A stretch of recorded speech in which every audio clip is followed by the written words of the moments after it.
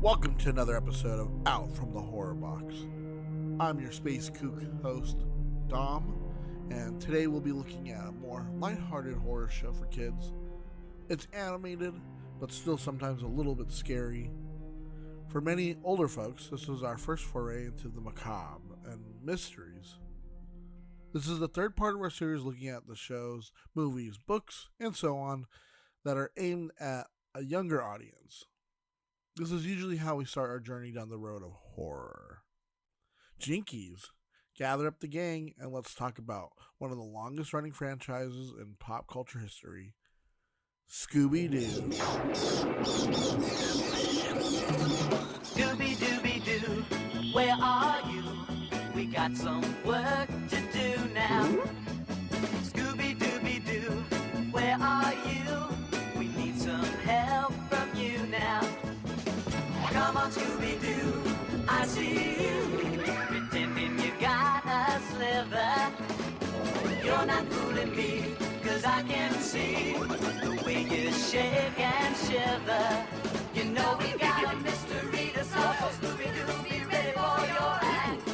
Don't hold back, and Scooby-Doo, if you come through, you're gonna have yourself a Scooby snack. Scooby-Dooby-Doo, here are you.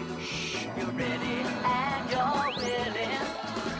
If we can count on you, Scooby-Doo, I know we'll catch that villain. Scooby-Doo is an American animated media franchise based on an animated television series launched in 1969 and continued on through several differing media. Two writers, Joe Ruby and Ken Spears, created the original series, Scooby-Doo, Where Are You?, for Hanna-Barbera Productions. The Saturday morning cartoon series featured four teenagers, Fred, Daphne, Velma, and Shaggy's talking Great Dane named Scooby-Doo. The teens travel around and solve mysteries involving supposedly supernatural creatures through a series of antics and missteps. Scooby-Doo was originally broadcast on CBS from 1969 to 1976, when it moved to ABC. ABC aired various versions of Scooby-Doo until canceling it in 1985, and presented a spin-off featuring the characters as children called A Pup Named Scooby-Doo from 1988 until 1991. Two Scooby-Doo reboots aired as part of Kids WB on the WB and its successor, the CW, from 2002 until 2008.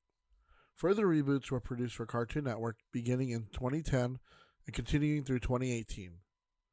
Repeats of various Scooby-Doo series are frequent broadcasts on Cartoon Network's sister channel, Boomerang, in the United States and other countries.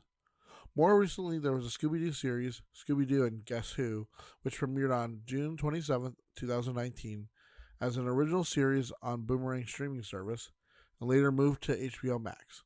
After that, at the beginning of 2023, Velma, produced, written, and starring Mindy Kaling, premiered on HBO Max.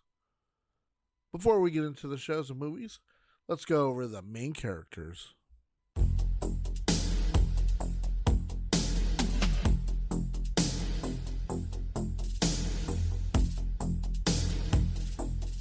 There are five main characters that make up what is known as Mr. Inc., or simply the gang. Scooby-Doo, the titular character and mascot for the group, known as Mr. Inc. He's a Great Dane that can speak and be understood by everyone.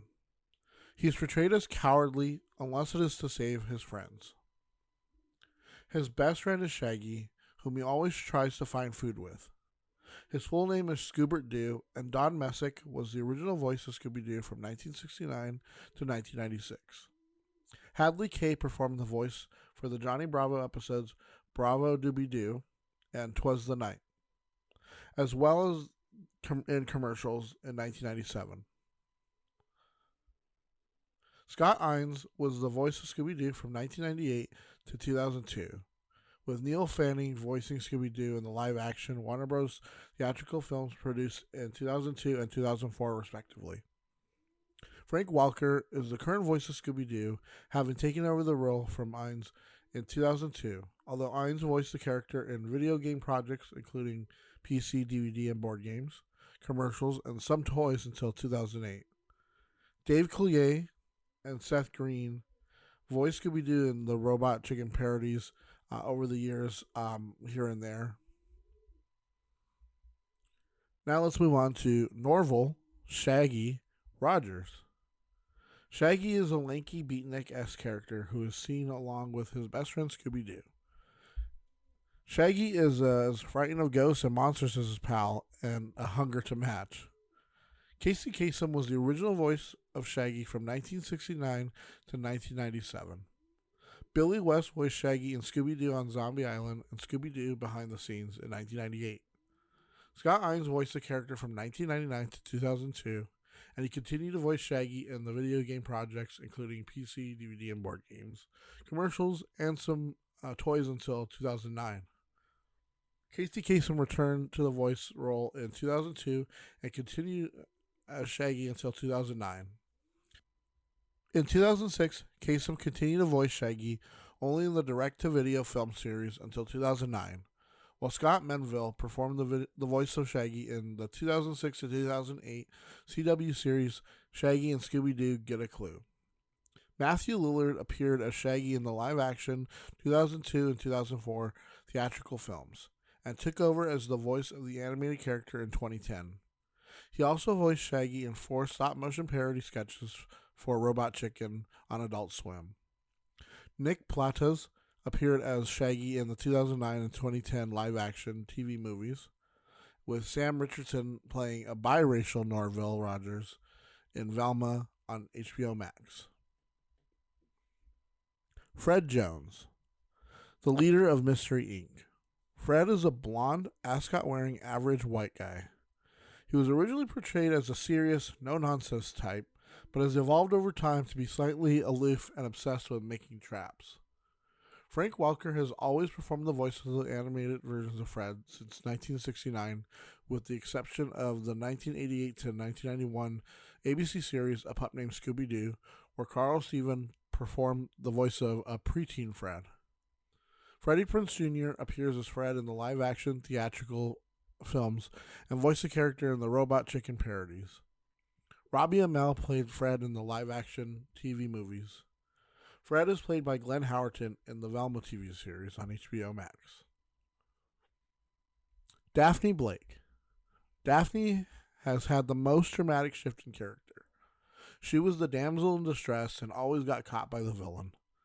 She is transformed into a strong, independent character, not getting caught anymore, and able to handle herself in a fight.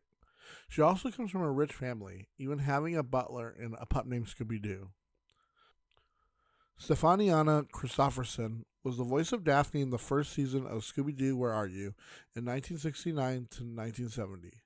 Heather North assumed the role for Season 2 in 1970 and continued as Daphne through 1997, save for Kelly Martin's turn as preteen Daphne in A Pup Named Scooby-Doo.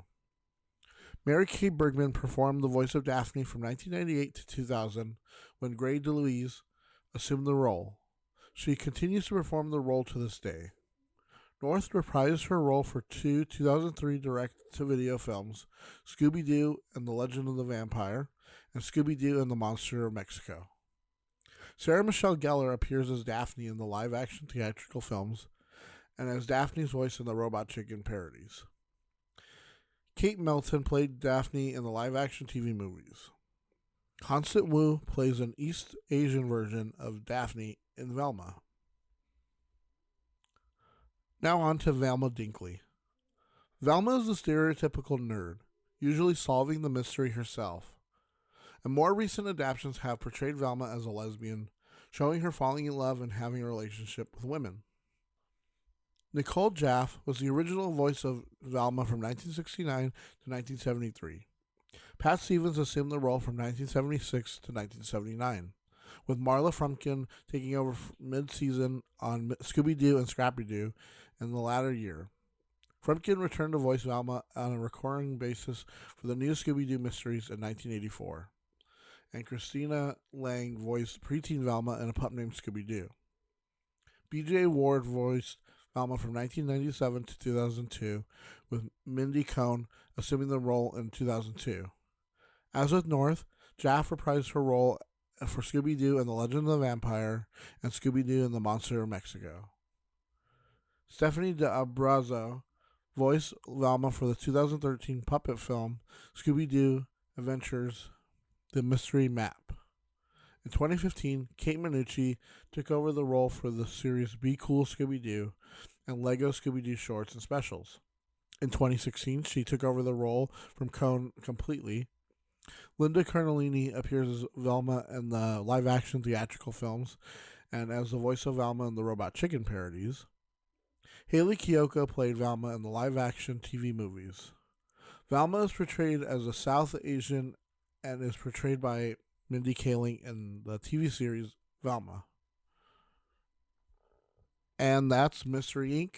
The roster normally doesn't change, but every so often, some of the characters are either left out or some are added to the mix.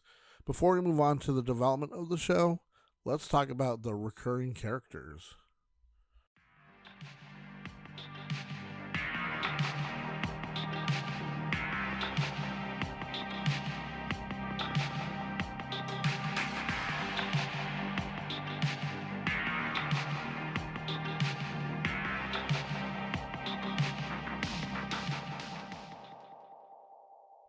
Let's start off the recurring characters with a very polarizing character, Scrappy-Doo.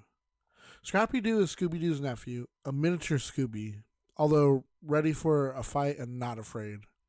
The character was added to save ratings, which had begun to sink by 1979. Lenny Weinrib voiced Scrappy-Doo during the first version of Scooby-Doo and Scrappy-Doo in 1979 and 1980. Don Messick assumed the role in 1980 for the Scooby-Doo and Scrappy-Doo segments of the Richie Rich Scooby-Doo show, and continued as Scrappy through 1988. Since then, most people, except young kids, have taken to hating this character, calling him annoying. Scrappy has a couple of catchphrases: "Puppy Power" and "Let me at him." Scrappy has only appeared sporadically since 1988. With Scott Innes performing the voice in the 2002 live-action film, which portrays Scrappy as the main villain, as well as in Cartoon Network bumpers, video games, and toys since 1999. Don Milano voiced Scrappy in the 2007 Robot Chicken sketch. I can see why some people find him annoying, but I feel as though there's a way to bring the character back, toned down, and people would find him an asset to the team. So let's move on to Scooby-Dum. Scooby-Dum is a supporting character in the Scooby-Doo show, voiced by Daws Butler. Scooby-Dum, a gray merle Great Dane with spots and buck teeth, is Scooby-Doo's dim-witted cousin. His lineage is dubious because Shaggy has said that he is his brother on one occasion, but also his cousin, though it is most likely that they are cousins.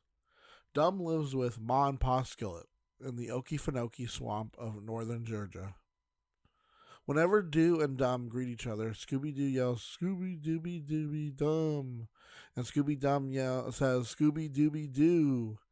Then they do a special handshake involving two high fives. Whenever he hears the word clue, Scooby-Dum invariably pulls out a magnifying glass and, intoning the opening four notes of Beethoven's Fifth Symphony, chants, "Dum-dum-dum-dum," even after a mystery is solved. The inclusion of Scooby-Dum is considered one of the first missteps in Scooby-Doo cartoons. And, I mean, I can kind of see that a little bit, but as more of like a jumping the shark kind of thing. It's like, oh, and let's add in Scooby's cousin, Scooby-Dum. Yeah, there you go. But, I mean, I always liked him. I always thought he was a pretty funny character. Next up is Flim Flam. Flim Flam was part of the gang for all 13 episodes of the 13 Ghosts of Scooby-Doo. The team consisted of Scooby, Shaggy, Scrappy, and Daphne, along with Flim Flam. Flim Flam is a preteen Tibetan child. He is a con artist with the personality of an archetypal American used car salesman.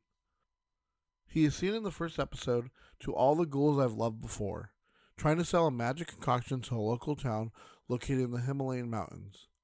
However, he is kicked out of town and managed to meet up with the current Scooby-Doo gang, who is trying to find the mystery machine, which is an airplane, hidden by Bogle and Weird. He took them to a psychic, Vincent Van Ghoul, who could help the whole group find their mode of transportation and warn them of ensuing danger. Daphne is given a drink laced with the wolfsbane due to the fact that the townspeople believe that she overheard their secret. And when the night falls on the town, the group finds out that the whole town is actually a werewolf cult.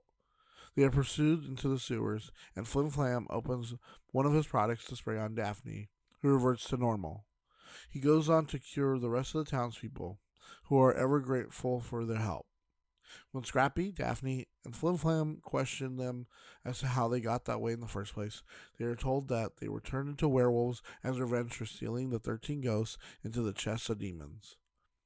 Then the current group races to keep Shaggy and Scooby from opening the chest, but to no avail. After Shaggy and Scooby open the chest and release the 13 ghosts within it, Flim Flam decides to join them in their hunt to return them to the chest. Vincent Van Ghoul. In the 13 Ghosts of Scooby-Doo, Vincent Van Ghoul is a renowned magician and warlock with extensive knowledge of the supernatural. He is first visited by Shaggy, Scooby, Daphne, and Scrappy with Flim Flam after they need some help with their plane, which has crash-landed in a nearby temple in Tibet. After Shaggy and Scooby unwittingly unleash the 13 terrible ghosts from the chest in which they were locked, Van Ghoul tells them that they must trap them again. In the show's opening, a terrified Shaggy moans, "Why us?" To which Van Ghoul replies, "Because you let them out." Despite being very angry with the pair for unleashing the ghosts, he agrees to help them in their ghost questing and gives the group a crystal ball through which he can contact them. He shares personality traits with his voice actor, Vincent Price, like having a very morbid and dark sense of humor. In Scooby-Doo Mystery Incorporated, Van Ghoul is an actor who does horror films, much like Vincent Price, who was the inspiration for the character. He is consistently referenced, and glimpses of his movies can be seen throughout the series. According to Shaggy, he has done more than 400 movies. He makes a full appearance in the episode Night Fright, when Shaggy and Scooby win an essay contest to have dinner with him, and later in the episode Theater of Doom, where he directs the production of Crystal Cove's theater stage of The Legend of Friar Sierra, and his faithful donkey, Porto, who supposedly saved many inhabitants from a tsunami that destroyed Crystal Cove. Last, and certainly not the least, the Hex Girls. The Hex Girls are an eco-goth rock band consisting of members Thorn, Dusk, and Luna. Thorn is voiced by Jennifer Hale, Dusk is voiced by Jane Wiedlin, and Luna is voiced by Kimberly Brooks.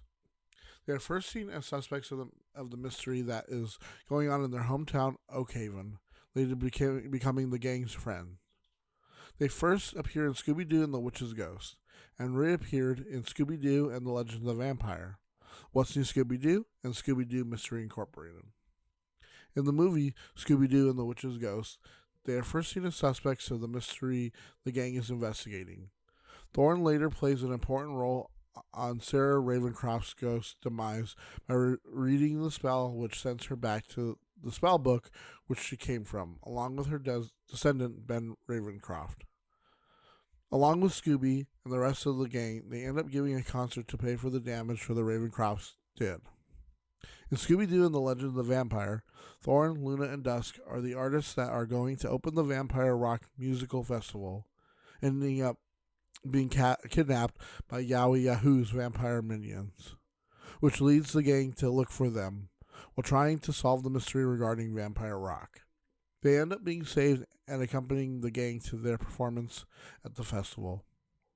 In the series What's New Scooby-Doo, they appear in the episode The Vampire Strikes Back, where the gang must help them capture a vampire that has been trying to scare them away from the castle in Transylvania, where they are shooting their latest single. According to Daphne, Dusk intended to leave the group to start a solo career, but this wasn't brought up again, with the episode's ending implying she chose to stay. In Scooby-Doo Mystery Incorporated, they appear in the episode In Fear of the Phantom and Dance of the Undead.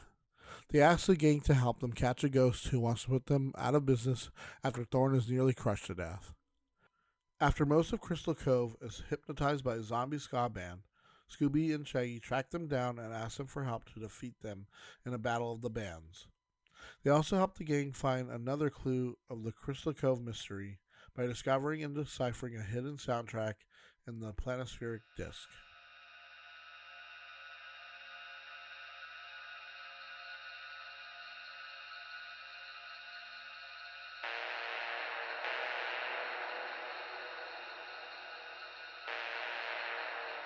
In 1968, parent-run organizations, particularly Action for Children's Television, began protesting what they perceived as excessive violence in Saturday morning cartoons.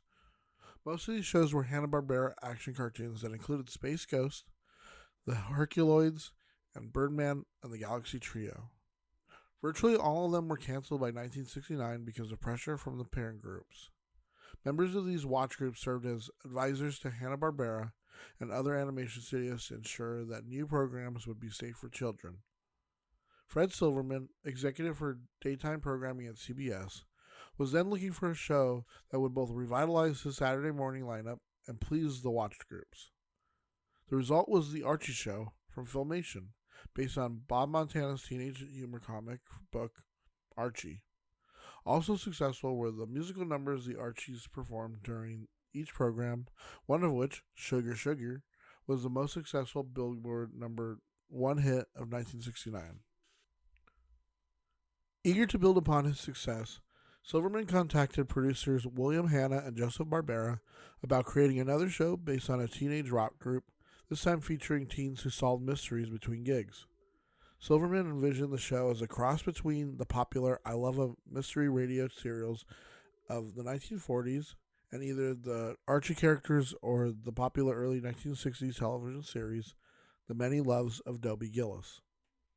After attempting to develop his own version of the show, called House of Mystery, Barbera, who developed and sold Hanna-Barbera shows while Hanna produced them, passed the task along to story writers Joe Ruby and Ken Spears, as well as artist character designer Iwao Takamoto. Their treatment, based in part on the Archie show, was titled Mysteries 5 and featured 5 teenagers, Jeff, Mike, Kelly, Linda, and Linda's brother, WW, along with their bongo-playing dog, Too Much, who collectively formed the band Mysteries 5. When the Mysteries 5s were not performing at gigs, they were out solving spooky mysteries involving ghosts, zombies, and other supernatural creatures. Ruby and Spears were unable to decide whether Too Much would be a large, cowardly dog or a small, feisty one. When the former was chosen, Ruby and Spears wrote Too Much as a Great Dane, but revised the dog character as a large sheepdog, similar to the Archie sheepdog, Hot Dog. Just before their presentation to Silverman, as Ruby feared the character would be too similar to the comic strip character Marmaduke. Silverman rejected their initial pitch after consulting with Barbera on next steps. Got Barbera's permission to go ahead with Too Much being a Great Dane instead of a sheepdog. During the design phase, lead character designer Takamoto consulted a studio colleague who was a breeder of Great Danes. After learning the characteristics of a prize-winning Great Dane from her, Takamoto proceeded to break most of the rules and design Too Much with overly bowed legs, a double chin, and a slop back, among other abnormalities. Ruby and Spears' second pass of the show used Dobie Gillis as the template for the teenagers rather than Archie. The treatment retained the dog Too Much, while reducing the number of teenagers to 4, removing the Mike character, and retaining Jeff, Kelly, Linda, and WW. As their personalities were modified, so were the characters' names. Jeff became Ronnie, later renamed Fred, at Silverman's behest. Kelly became Daphne, Linda, Velma, and WW, Shaggy. The teens were now based on 4 teenage characters from The Many Loves of Dobie Gillis. Dobie Gillis, Dyla Menninger, Zelda Gilroy, and Maynard G. Krebs, respectively. The revised show was repitched to Silverman, who liked the material but, disliking the title Mysteries 5, decided to call the show Who's Sissa Scared? Silverman presented Who's Sissa Scared to the CBS executives as the centerpiece for the upcoming 1969 to 1970 season's Saturday morning cartoon block. CBS president Frank Stanton felt that the presentation artwork was too scary for young viewers, and, thinking the show would be the same, decided to pass on it. Now without a centerpiece for the upcoming season's programming, Silverman had Ruby, Spears, and the Hanna-Barbera staff revise the treatments and presentation materials to tone down the show and better reflect its comedy elements. The rock band element was dropped, and more attention was focused upon Shaggy and Too Much. According to Ruby and Spears, Silverman was inspired by Frank Sinatra's scat "Doobie Doobie Doo" at the end of his recording of "Strangers in the Night" on a red-eye flight to one of the development meetings, and decided to rename the dog Scooby-Doo, and retitled the show Scooby-Doo, Where Are You? The revised show was re-presented to CBS executives, who approved it for production. And that, folks, is how history is made.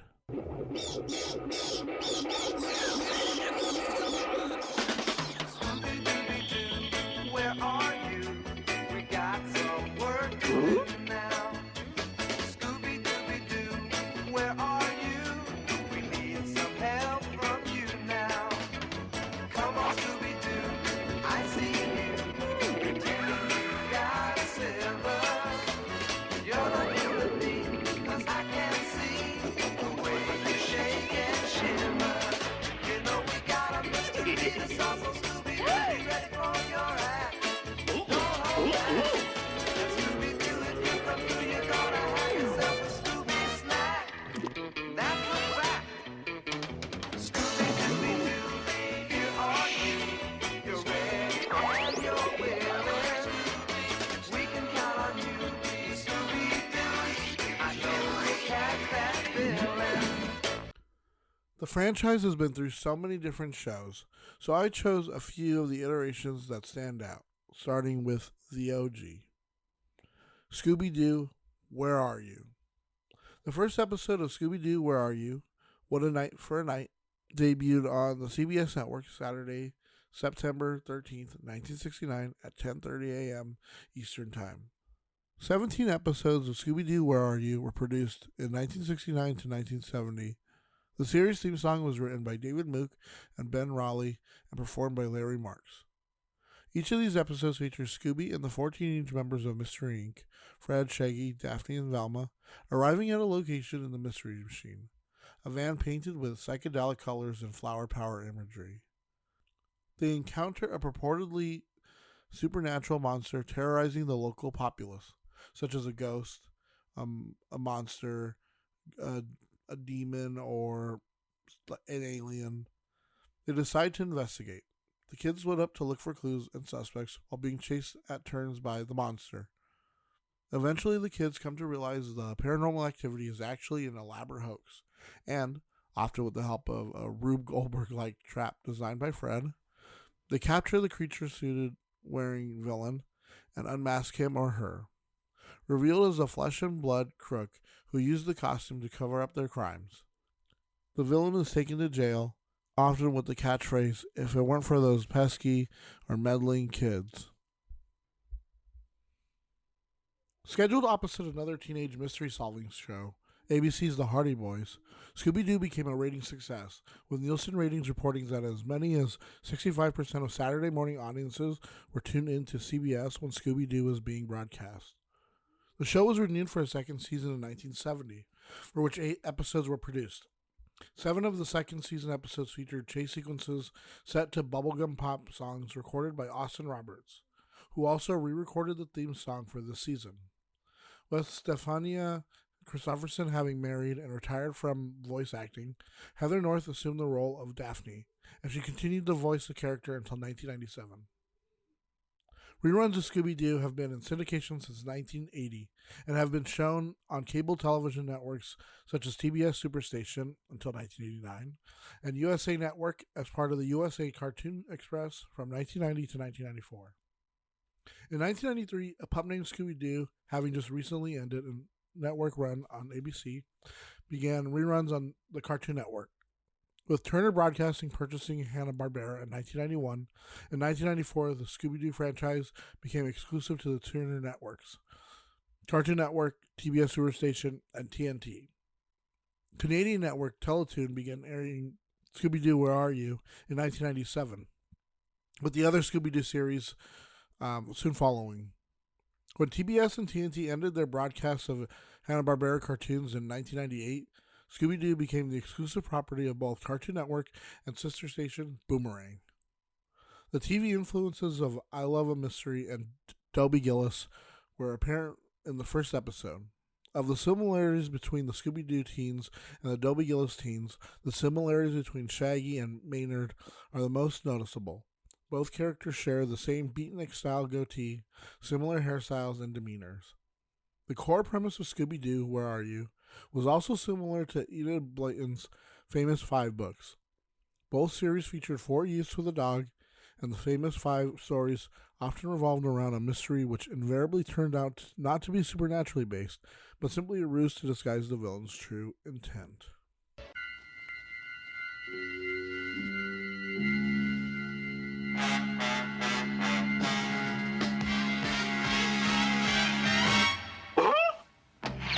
Hey, Scooby! Scooby, Scooby-Doo, looking for you. Scooby, Scooby-Doo, where are you? All the stars are here, waiting for you. Couldn't have a show without you. Scooby, Scooby-Doo, Scooby, Scooby-Doo.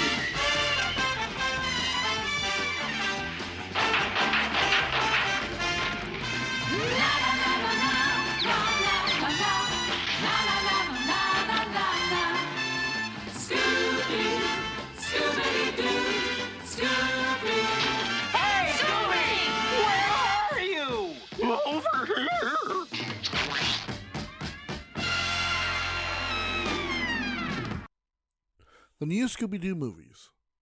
In fall of 1972, new 1-hour episodes under the title The New Scooby-Doo Movies were created. Each episode featuring a real or fictitious guest star helping the gang solve mysteries, including characters from other Hanna-Barbera series such as Harlem Globetrotters, Josie and the Pussycats, and Speed Buggy.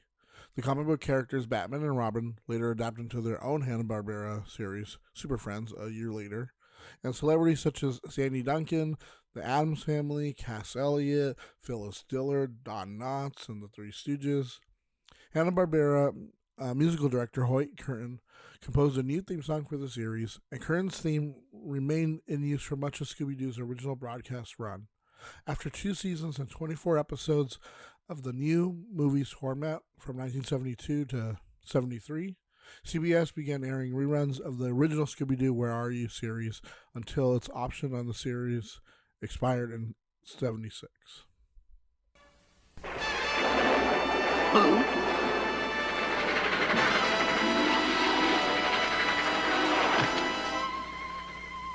Uncle Scooby? Hi, I'm Scrappy-Doo. Scrappy-Doo?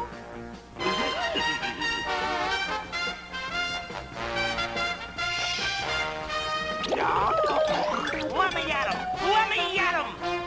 Let me at him! Let me at him! Scooby, Scrappy-Dappy-Doo, Scooby, Scrappy-Dappy-Doo! Scooby, Scrappy-Dappy-Doo. Ta-ta-ta-ta-ta! Puppy power! Scrappy-Doo? Uncle Scooby? Scrappy-Dappy-Doo! Scooby-Dooby-Doo? Scooby-Doo and Scrappy-Doo. Scooby-Doo characters first appeared outside of their regular Saturday morning format in Scooby-Doo Goes Hollywood, an hour-long ABC television special aired in primetime on December 13, 1979. The special around Shaggy and Scooby attempting to convince the network to move Scooby out of Saturday morning and into primetime series, and features spoofs from then-current television series and films such as Happy Days, Superman the Movie, Laverne and Shirley, and Charlie's Angels. In 1979, Scooby's tiny nephew, Scooby-Doo, was added to both the series and the billing in an attempt to boost Scooby-Doo's slipping ratings.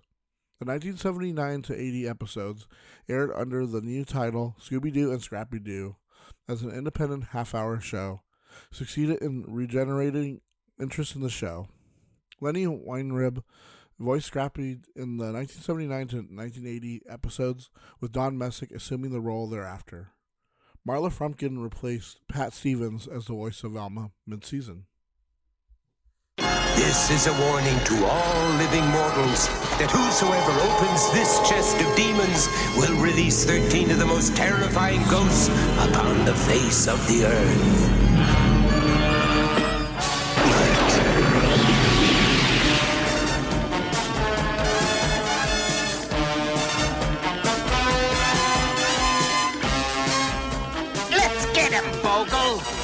I'm with you, weird. Only you can return the demons to the chest. Yes. Because you let them out.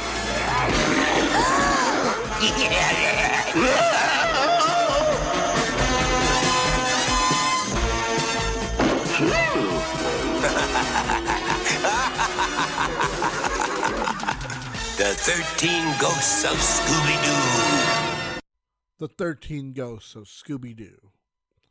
1985 saw the debut of The 13 Ghosts of Scooby-Doo, which featured Daphne, Shaggy, Scooby, Scrappy, and new characters Flim Flam, voiced by Susan Blue, and Vincent Von Ghoul, based upon and voiced by Vincent Price, traveling the globe to capture 13 of the most terrifying ghosts upon the face of the earth.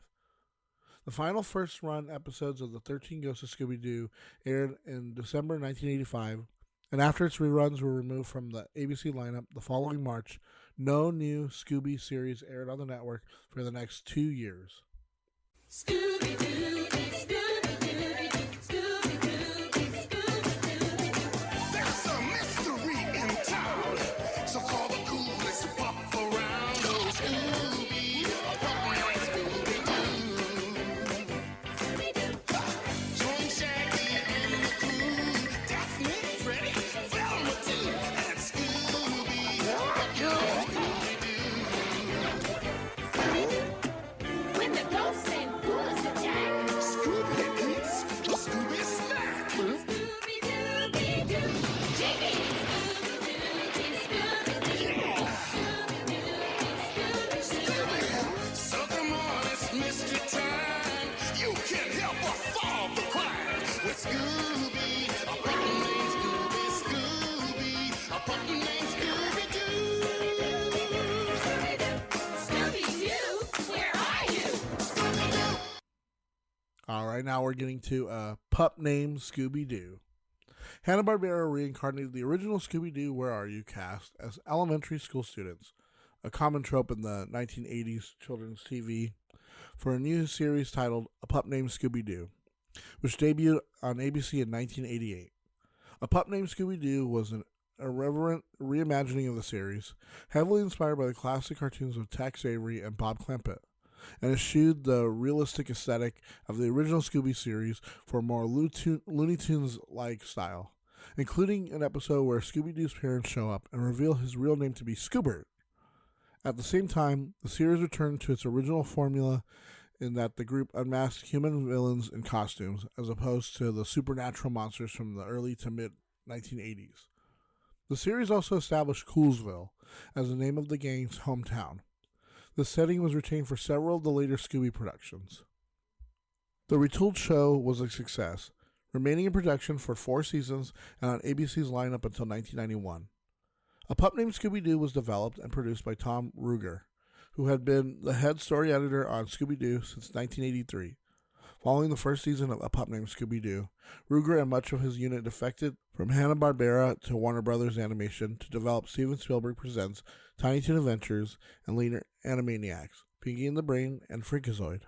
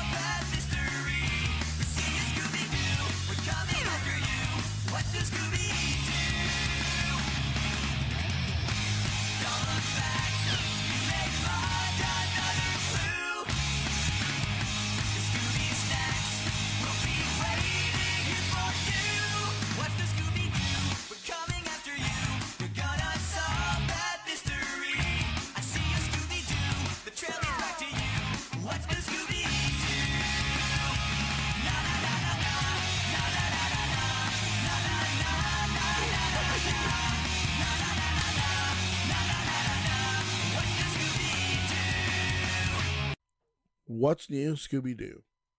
In 2002, following the success of the Cartoon Network reruns, the direct-to-video franchise, and the first feature film, Scooby-Doo returned to Saturday morning for the first time in a decade with What's New, Scooby-Doo, which aired on Kids WB from 2002 until 2006.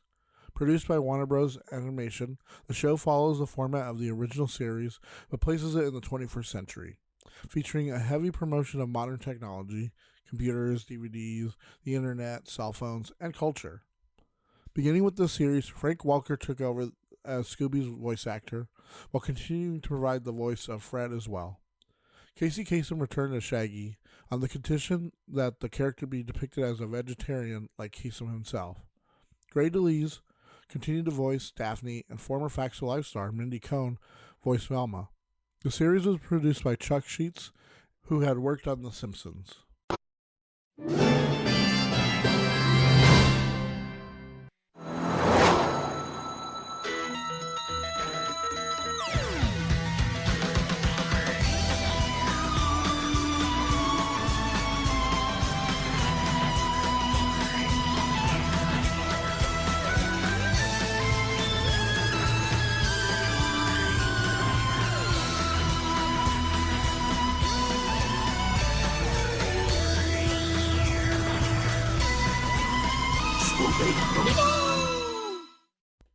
Scooby-Doo Mystery Incorporated. The next Scooby-Doo series, Scooby-Doo Mystery Incorporated, premiered on Cartoon Network on April 5th, 2010. The first Scooby-Doo series produced for cable television, Mystery Incorporated is a reboot of the franchise, reestablishing the characters' relationships, personalities, and locations, and expanding their world to feature their parents, high school, and neighbors. The series also borrowed pieces from many parts of Scooby-Doo's long history, as well as characters and elements from other Hanna-Barbera shows to form its story and the basis of some of its episodes. Matthew Lillard was brought over from the live-action theatrical series as the new voice of Shaggy, while Welker, Cohn, and DeLise continued with their respective roles. Patrick Warburton, Linda Cardellini, Lewis Black, Vivica A. Fox, Gary Cole, Udo Kier, Tim Matheson, Tia Carrere, and Kate Higgins were added as new semi-regular cast members. Casey Kasem appeared in a recurring role as Shaggy's father, one of the last roles he had before retiring due to declining health.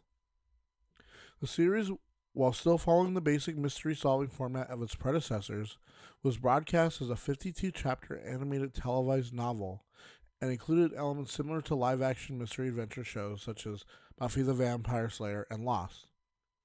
An overarching mystery surrounding the gang's hometown of Crystal Cove became the series' main story arc, with pieces to the mystery unfolding episode by episode. Also featured were romantic entanglements and interpersonal conflicts between the lead characters. The series ran for 52 episodes over 2 seasons, with a 3-part finale airing across April 4th and 5th, 2013, exactly 3 years from the debut.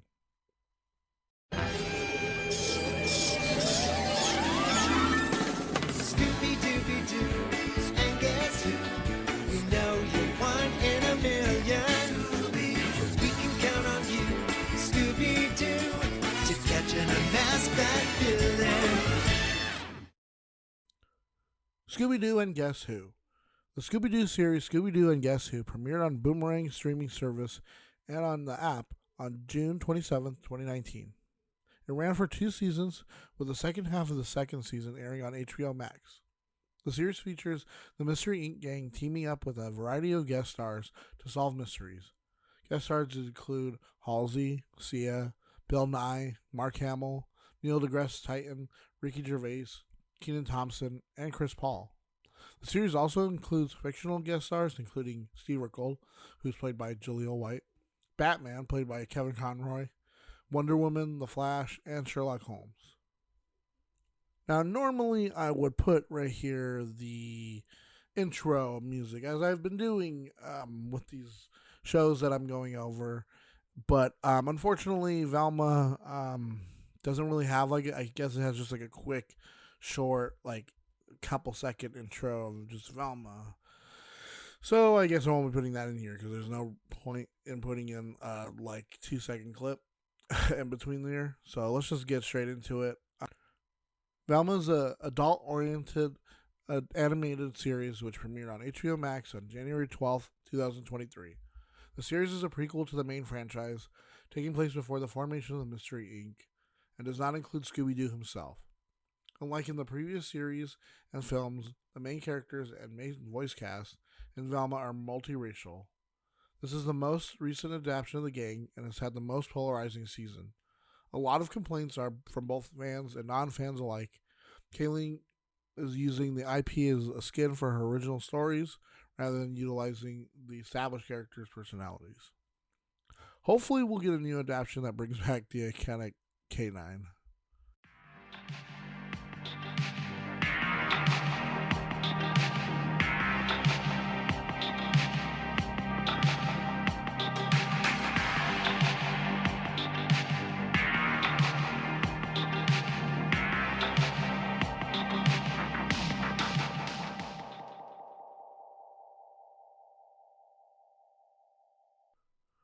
Alright, so let's jump into the many TV and direct-to-video films that Scooby-Doo has.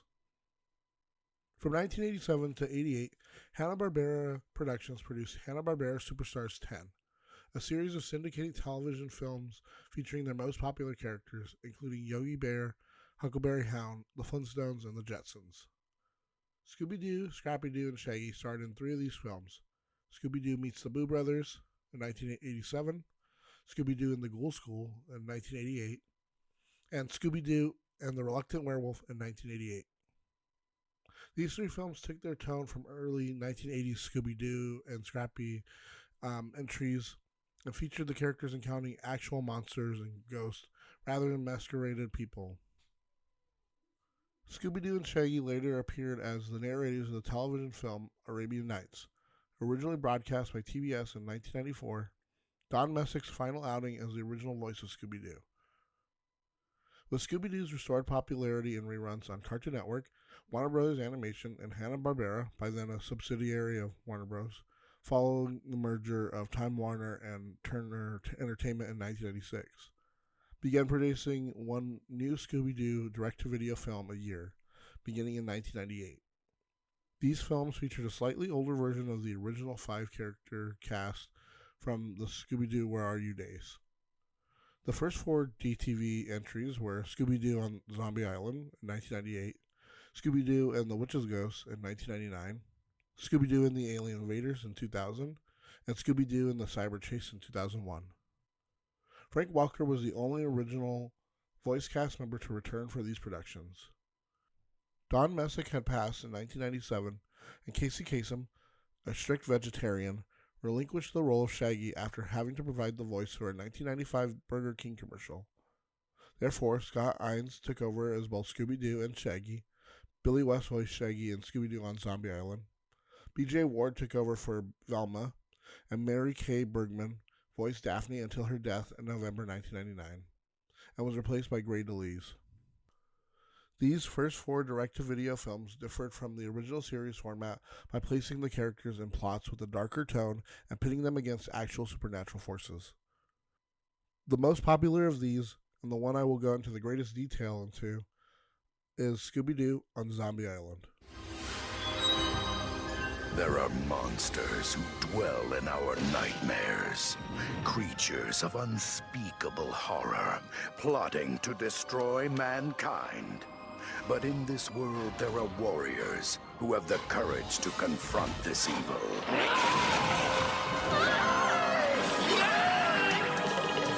Scooby-Dooby-Doo, where are you? We got some work to do now. Scooby-Dooby-Doo, where are you? We need some help from you now. Yes, the original Scream Team is back, featuring all your old friends and starring the world's hungriest hero, Scooby-Dooby-Doo. The film features the original 1969 gang reunited after years of being apart. Velma's running a bookstore. Daphne has her own TV series. Fred is her cameraman and manager, and Shaggy and Scooby work as airport security. Fred gets the gang back together for Daphne's show to find real ghosts. Along the way, in Louisiana, they are invited to Moonscar Island by Lena, who works as a housekeeper. She explains that the island is allegedly haunted. They are taken to the island by ferry with Jacques at the helm. When they get to the mansion, which has a pepper plantation, the gang encounters Simone Lenoir, Lena's employer, and her gardener, Beau. They stay the night, and Shaggy and Scooby are chased by a horde of zombies. Velma suspects Beau, while Fred and Daphne capture a zombie, believing it is a human culprit until Fred pulls off its head, revealing that the zombies are real. As the horde chases them, the gang gets separated in the chaos, and Daphne accidentally causes Fred to drop his video camera in quicksand, losing the film evidence for their show. In a cave, Shaggy and Scooby discover wax voodoo dolls resembling Fred, Velma, and Daphne, and play with them, involuntarily controlling their friends. The rest of the gang and Beau discover a secret passageway in the house where Lena claims the zombies dragged Simone away. The passageway leads to a secret chamber. Velma confronts Lena about her lie, having seen her footprints instead of drag marks. After trapping the gang with the voodoo dolls, Simone and Lena reveal themselves and Jacques as werecats. Simone explains that 200 years ago, she and Lena were part of a group of settlers on the island who worshipped a cat god. When Captain Moonscar and his crew invaded the island, they chased the settlers into the bayou, where they were eaten alive by alligators. But Simone and Lena escaped. They prayed to their cat god to curse Moonscar and were transformed into immortal werecats. They killed the pirates, but later realized that invoking the cat god's power had also cursed them. Every harvest moon since, they lured victims to the island to drain their lives and preserve their immortality, hiring Jacques along the way to facilitate their plot in exchange for making him immortal, with the zombies and ghosts being their previous victims who awaken every harvest moon to try and scare people away to prevent them from suffering the same fate. While being chased by Jacques, Shaggy and Scooby disrupt the werecats' training ceremony, allowing the gang to free themselves. The werecats surround them, but realize too late that the harvest moon has passed, causing them to crumble to dust and allowing the zombie souls to rest in peace. Beau reveals himself as an undercover police officer who was sent to investigate disappearances on the island. Daphne asks Beau to guest star on her show, and they all leave the island in the morning. Only on video. Mysteries as old as mankind. Witchcraft. Ghosts. Talking dogs. Run? Where? It's the all-new, fully animated movie, Scooby-Doo and the Witch's Ghost. Ghost hunting's our specialty.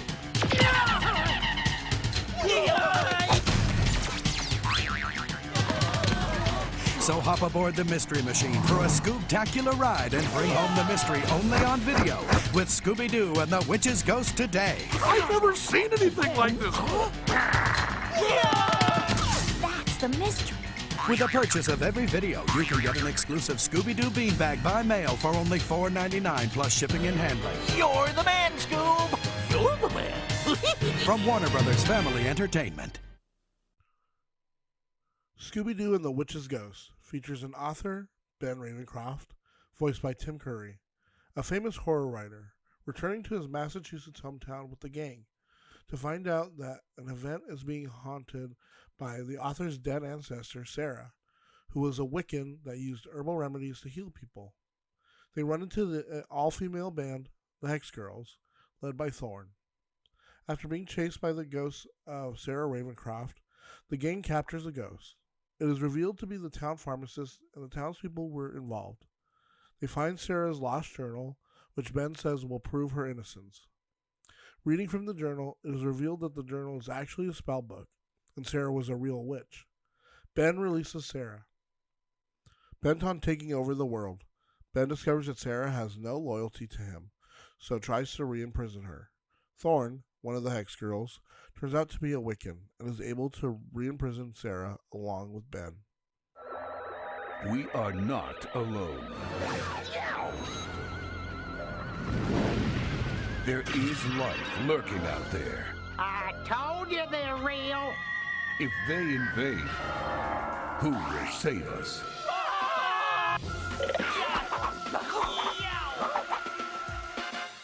It's landing now. The all-new movie Scooby-Doo and the Alien Invaders. Only on video cassette and DVD. What are you talking about? Featuring out-of-this-world action and close encounters of the funniest kind. Cooperate, and you will not be harmed. Are they real? What does the government know? Will Scooby-Doo and Shaggy finally get enough to eat? Scooby-Doo and the Alien Invaders, now only on video cassette and DVD. From Warner Brothers Family Entertainment. A cosmic case of UFOs, intergalactic intrigue, and out-of-this-world romance launches the mystery gang into their most unearthly adventure ever. Stranded in Roswell, New Mexico, the gang soon discovers that the place crawls with UFO buffs, secretive scientists, and less than friendly alien invaders. Then, after being chased by aliens and beamed aboard a UFO, Shaggy and Scooby fall head over heels in love with Crystal and Amber. The gang investigates the mysterious sightings which led them to a government research base and a huge network of caves hidden under the town.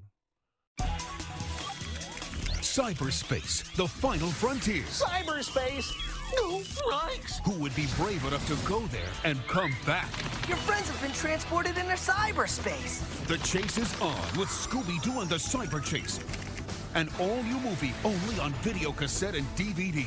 We're digital. Yeah, original. While pursuing a ghostly computer virus, Scooby-Doo and the gang get zapped into a computer game based on their own adventures. It's amazing what you can find on the web. The gang goes digital in search of the ultimate Scooby snack. All new monsters. All new villains. Stop that dog. All new adventures. Can someone help us? You're me.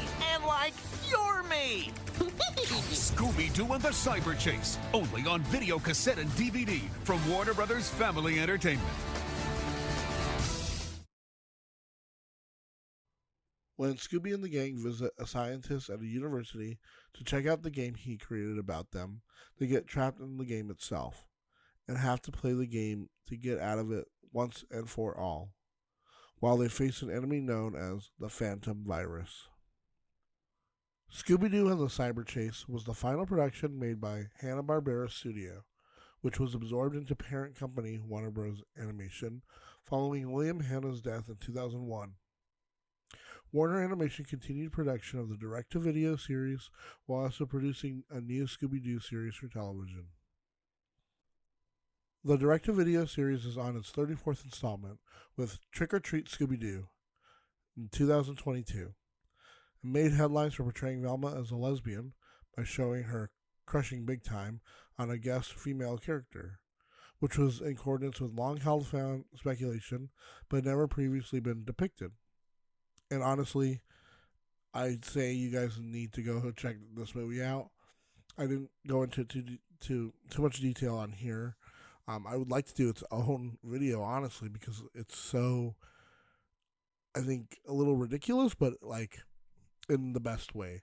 The art style is amazing. I love it. The comedy is weird and wacky and different from previous and what we've seen established as Scooby-Doo humor. It's the type of humor that I like. And I wish they would make a show with this instead of what we got with Velma. And yeah, so honestly, I say you guys need to check this out 100%. A feature-length live-action film version of Scooby-Doo was released by Warner Bros. Pictures on June 14, 2002. It was directed by Raja Gosnell, and the film starred Freddie Prinze Jr. as Fred, Sarah Michelle Gellar as Daphne, Matthew Lillard as Shaggy, and Linda Cardellini as Velma. Scooby-Doo, voiced by Neil Fanning, was created on-screen by computer-generated special effects. Scooby-Doo was a financially successful release, with a domestic box office gross of over $130 million. Where have all the heroes gone? When the world needs a champion against the forces of darkness, who will answer the call? I'll have whatever he's having.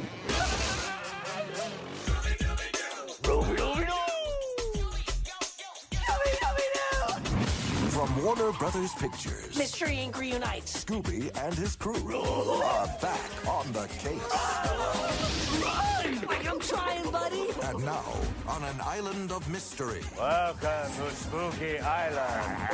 they have Monster! A monster? no clue. We're here to solve a mystery. Rory. I got bad feeling about this. Creatures are taking over the world? That is so mean.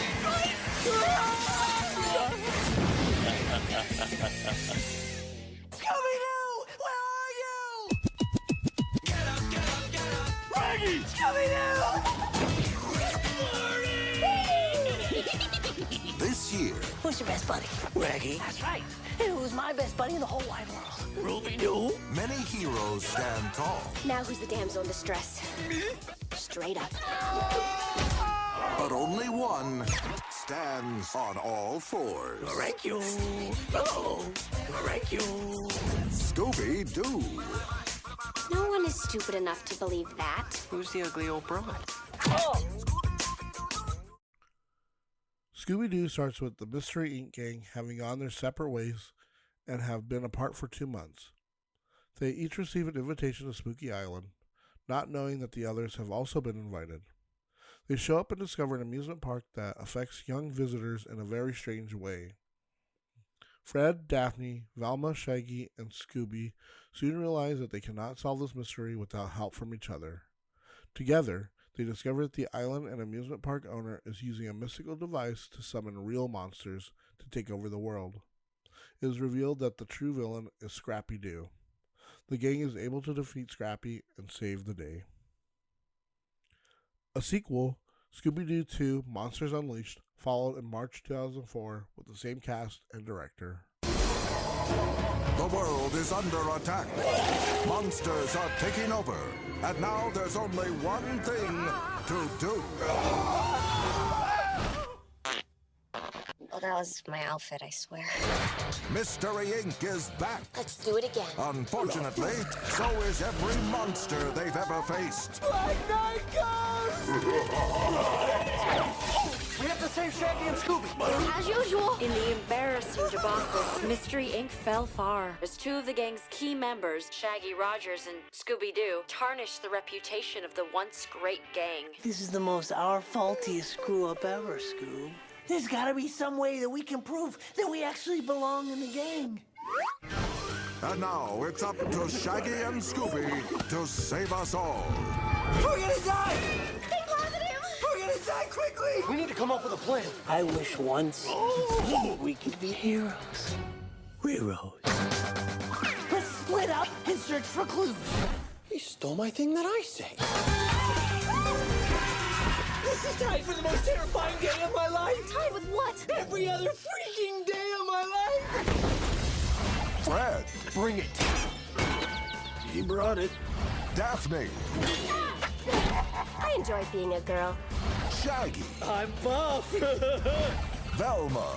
Who's your mommy? And Scooby-Doo. Let's go.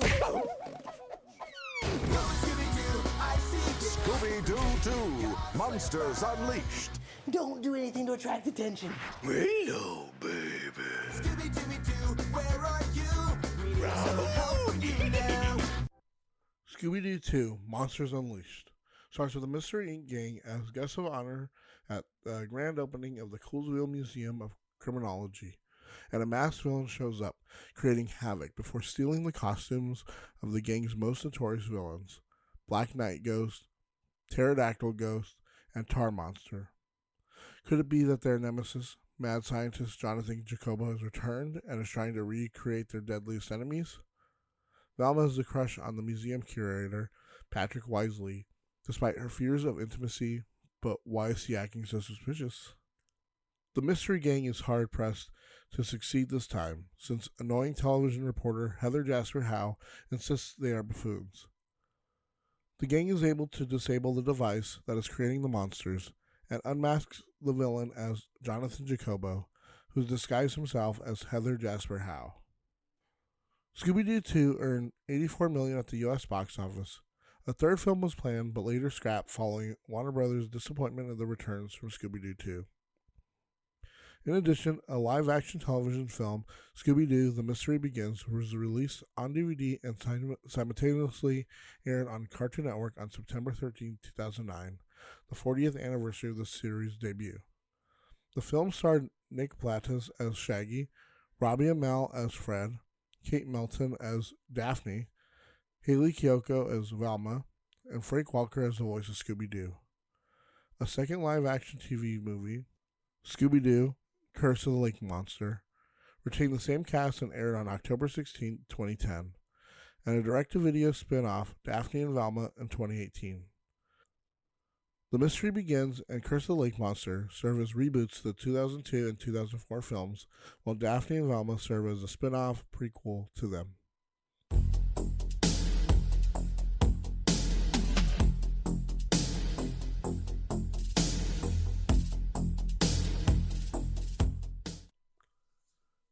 As of 2013, Warner Bros. Pictures was developing a fully animated Scooby-Doo feature film with Atlas Entertainment, Charles Roven, and Richard Suckle, who produced the first two live-action films, were producing the animated film, and Matt Lieberman was writing the film. In 2014, Warner Bros. Was restarting the film series, with Randall Green writing a new film. In 2015, Warner Bros. Had Tony Cervone directing an animated film, with Allison Abate as producer and Dan Povenmire as executive producer. Originally planned for September 21st, 2018 release, it was later pushed back to May 15, 2020, with Dax Shepard co-directing and co-writing. The Hollywood Reporter announced that Frank Welker will be reprising his role as Shaggy, and that he will be joined by Will Forte and Gina Rodriguez voicing Shaggy and Velma, while Tracy Morgan will be the voice Captain Caveman from the Hanna-Barbera series Captain Caveman and the Teenage Angels, along with Zac Efron and Amanda Seyfried voicing Fred and Daphne. In addition, Ken Jeong voices Dino Mutt Dog Wonder from the Hanna-Barbera series of the same name, and Kiersey Clemons voices Dee Dee Sykes, a character from Captain Caveman and the Teenage Angels. Dick Dastardly from Hanna-Barbera's Wacky Races is the film's main antagonist and voiced by Jason Isaacs. In March 2020, the film's theatrical release was delayed indefinitely due to the COVID-19 pandemic. On April 22, 2020, Warner Bros. Announced that due to movie theater closures, the theatrical release for Scoob had been canceled, with the film released instead on Premiere Video On Demand in the United States and Canada, May 15, 2020, the original date of release. In July 2020, Warner Bros. Confirmed that the film would still play in theaters in select countries with relaxed COVID-19 restrictions. The film subsequently received a secondary theatrical release in the United States beginning on May 21st, 2021 in selected markets. And it's a fine film. It's okay. It's not great. It's not bad. I think they played their hand a little too fast on trying to create a whole MCU style universe, because you can totally tell that's all this was just set up for that. And it kind of sucks, because it's like, I do like movies that set things up, but like they did too much all at once. If they had just made the villain like Dick Dastardly, that'd be fine. But you threw in like Dino Mutt and Blue Falcon and Captain Caveman, and you just had all these references that were just like, okay, like, I see what you're doing, dudes, but maybe scale it back and maybe do like a couple Scooby-Doo movies, and then like maybe do like, you reference Captain Caveman or something. I don't know, like, you do it a lot better. It's just they threw in too much at once, and it was kind of like a Dark Universe thing where it's like too much, way too fast.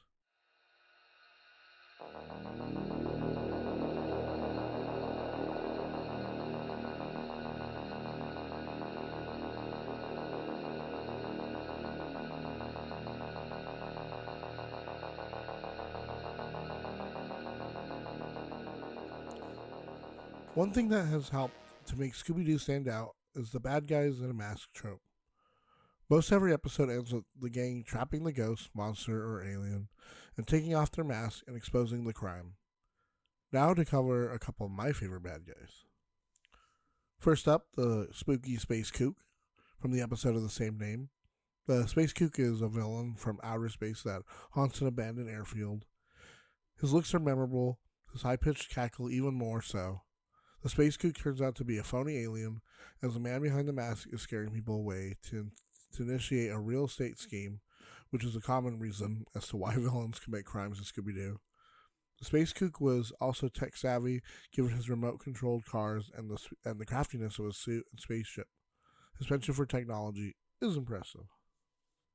Next is the Ghost Clown from the episode Bedlam in the Big Top. The Ghost Clown was one of the most vicious villains in the series. He was also actually one of the more successful villains in the series too, as he hypnotized most of the members of the gang to conduct dangerous stunts in the circus to distract them. The Ghost Clown had no regard for the preservation of human life, which is dark for a cartoon, especially Scooby-Doo. In the end, Scooby and the gang do serve the vengeful villain some serious karma in the form of tricking the clown into hypnotizing himself, inflicting a taste of his own medicine. Then there's the Snow Ghost from That's Snow Ghost.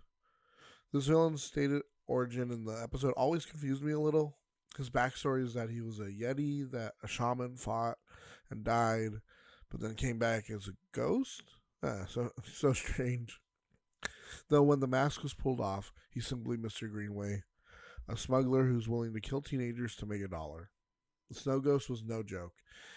He not only tried to saw Velma in half, but also used dynamite in an attempt to take her out. He's definitely one of the more formidable villains. Also, a pair that stand out are the Phantom Shadows from A Night of Fright is no delight. The Phantom Shadows, or Giggling Green Ghosts, were the featured villains in A Night of Fright is no delight. These two chain-rattling phantoms scared off the heirs to fortune one by one, except for Scooby and the rest of the gang. They refused to be frightened off, spending the night in the haunted house as per the requirements of the will that the homeowner left behind. Unfortunately, their reward turns out to be Confederate money, which should have been real money, especially considering the impressive washing machine trap. These villains are so iconic. They are probably some of the first villains you think of when someone says Scooby-Doo, and they appear in future incarnations of the series. Last and certainly not least is the Creeper from Jeepers. It's the Creeper. It's fair to say that when fans think about the original cartoon, the Creeper tends to be one of the most recognized and well-remembered villains. The Creeper, who turns out to be a bank president, spends the episode chasing the gang around to retrieve a blank piece of paper a guard handed over when Scooby and the gang discovered him following an accident.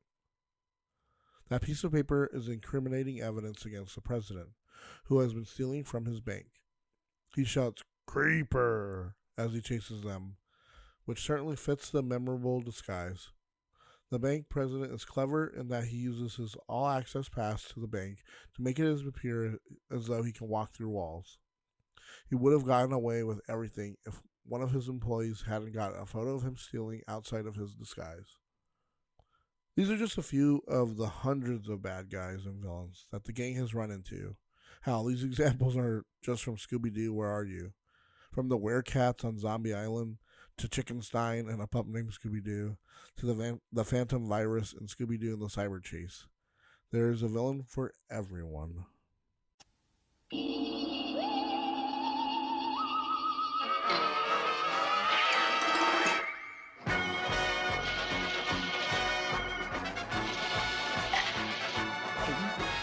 Got it all together for a brand new show. Scooby-Doo is here again, away we go. Scooby-Doo is running from a spooky ghost. Shaggy isn't doing what he does the most. Hey, come on, get involved till the mystery is solved. Hang around for Scooby-Doo.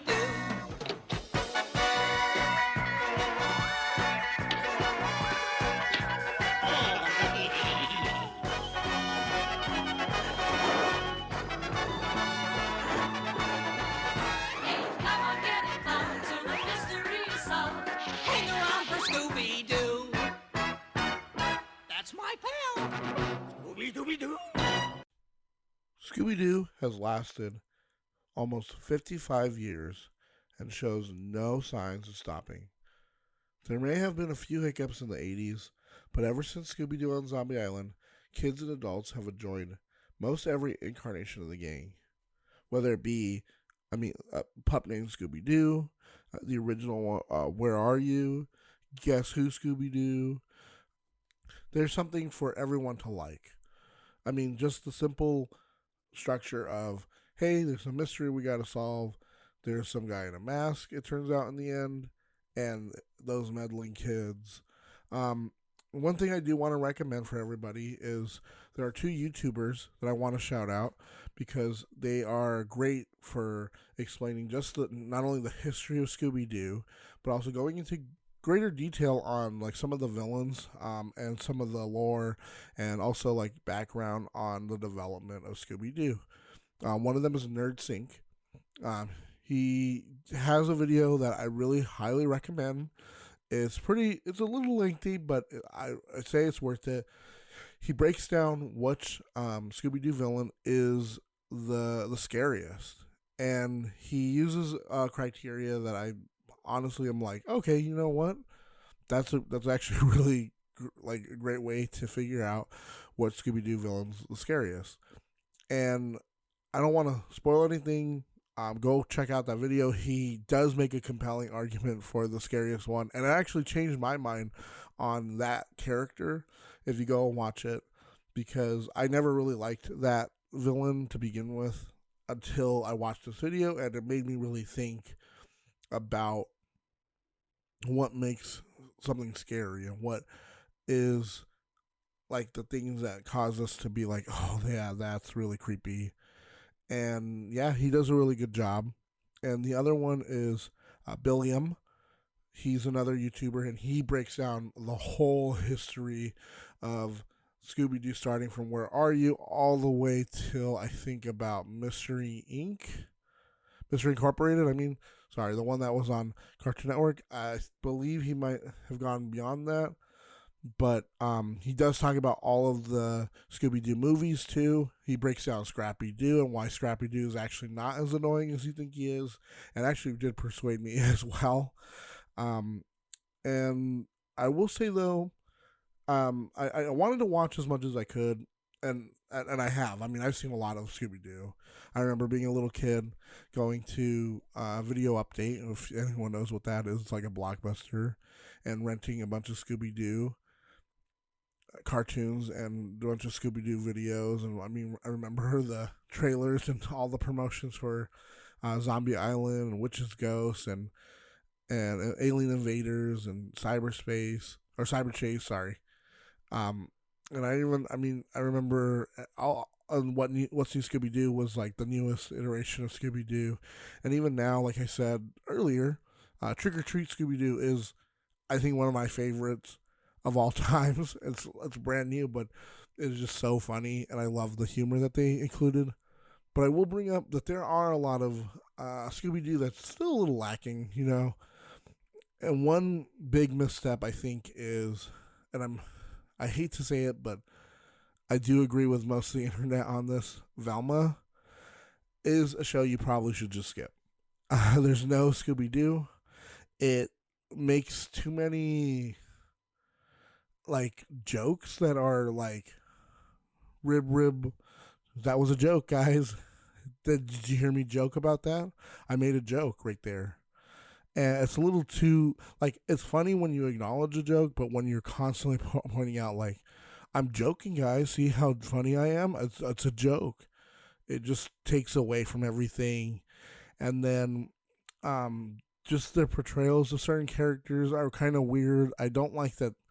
Like Shaggy, for instance, they never said that he was into drugs or smoked like weed or marijuana or anything like that. It was kind of implied just due to his demeanor and the way he talks and stuff. But, you know, it's a kid's show. Like, they're never going to say that. Even in the movies, they never did that. For some reason, in this show, they go out of their way multiple times to tell you that Shaggy doesn't do drugs. Hey, he doesn't do drugs. On his computer, it's talking about how drugs are bad. Oh, he would never, ever, ever, looking at the camera, do drugs. And it's just really weird. It's very weird. And then Fred just comes out. I mean, and I just watched one episode. I wanted to watch at least the first episode to kind of get a feel. And maybe that's maybe I need to watch more episodes. Maybe I need to get through the first season for their characters to kind of round off. But from just that first episode, like, I love Glenn Howerton. He does a good job. Like, him voicing Fred is pretty good. It's just, it's weird. Like, for some reason, Fred hasn't gone through puberty. And that's the joke. That's why he's, like, being weird and secretive.